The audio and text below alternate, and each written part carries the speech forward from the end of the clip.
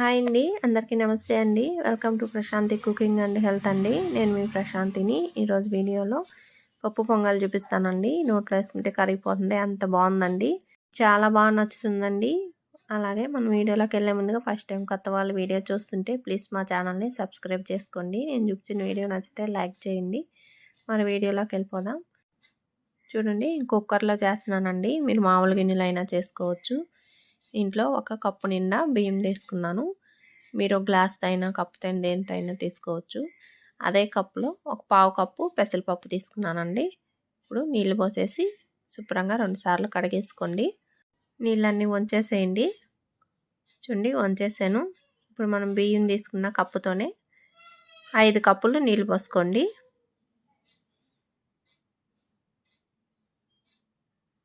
పప్పు పొంగల్కి కొంచెం వాటర్ ఎక్కువ కావాలండి, పెసరపప్పుకి కానీ అలాగే బియ్యం కానీ. అందుకని 5 కప్పులు వేస్తున్నాను. 5 కప్పులు వేసాను. పసుపు అండి 1 టీ స్పూన్ వేసుకోండి. అలాగే కల్లుప్పు అండి రుచికి తగినంత వేసుకోండి. ఇలా వేసుకొని ఒక్కసారి ఇలా కలిపేసుకొని పైన మూత పెట్టేసి స్టవ్ వెలిగించుకొని మీడియం ఫ్లేమ్ పెట్టుకోండి.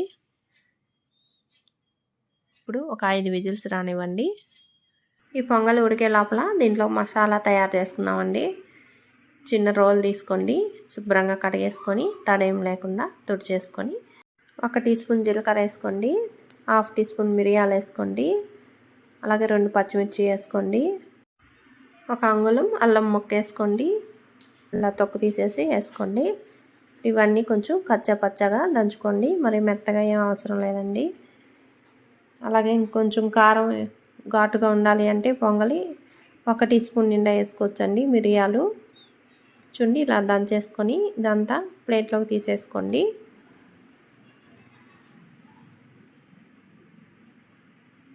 ఇది వేసుకుంటే పప్పు పొంగలి భలే రుచిగా ఉంటుందండి. ఇలా అంతా నీట్గా తీసేసుకోండి.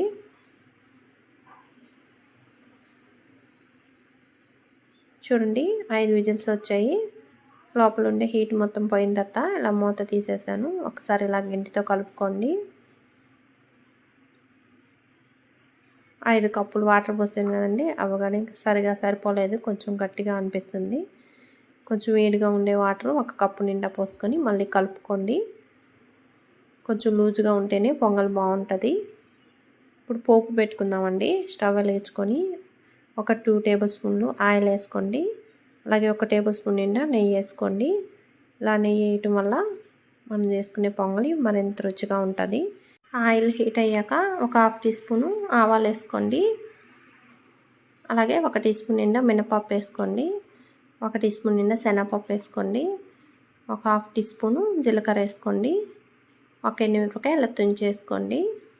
అలాగే 2 రెమ్మల కరివేపాకు వేసుకోండి.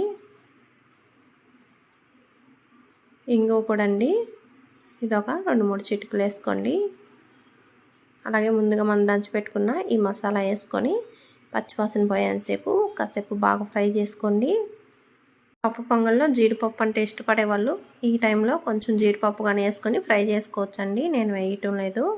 పోపు అంతా బాగా వేగిపోయింది. ఇప్పుడు పప్పు పొంగల్ అంతా వేసేసుకోండి.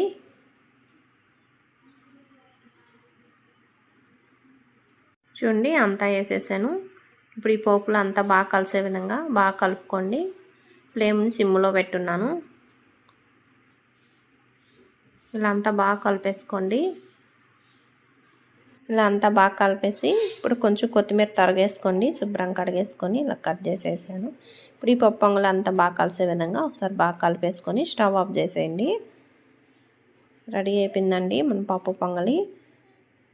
దేవుడికి ప్రసాదంగా పెట్టుకోవచ్చు. అలాగే మనం చిన్నపిల్లల కాంచి పెద్దవాళ్ళ వరకు ఎవరు తిన్నా కానీ హెల్త్కి చాలా మంచిదండి. బాగా జీర్ణం అవ్వద్ది. బ్రేక్ఫాస్ట్కైనా డిన్నర్కైనా లంచ్కైనా మీరు ఎప్పుడైనా తినొచ్చండి. భలే రుచిగా ఉంది. ఒకసారి ఇలా చేసి చూడండి, మీకు చాలా బాగా నచ్చుతుంది. మీకు అందరికీ వీడియో నచ్చితే లైక్ చేయండి, షేర్ చేయండి.